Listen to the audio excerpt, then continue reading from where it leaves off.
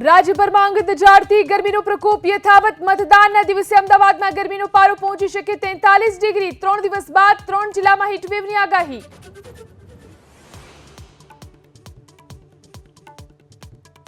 સરકારના મંત્રી કનુ દેસાઈના એક નિવેદનથી વિવાદ. કોળી સમાજ મુદ્દે કનુભાઈના નિવેદનને કોંગ્રેસે બનાવ્યો મુદ્દો.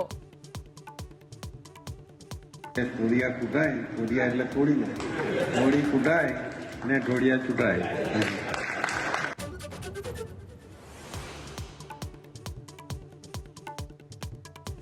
પંજાબના મુખ્યમંત્રી ભગવંત માન કાલે ગુજરાતમાં કરશે ચૂંટણી પ્રચાર. ભરૂચ લોકસભા મત વિસ્તારમાં ચૈતર વસાવાના સમર્થનમાં ગજવશે સભા.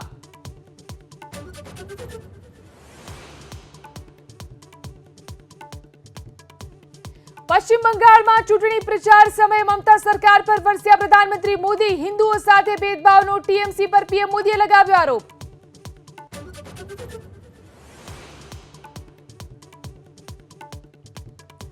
લોકસભા ચૂંટણીને લઈ 7મી મે ગૃહમંત્રી અમિત શાહ અમદાવાદના નારણપુરામાં કરશે મતદાન. તો મુખ્યમંત્રી ભૂપેન્દ્ર પટેલ અનુપમ સ્કૂલમાં મતાધિકારનો કરશે ઉપયોગ.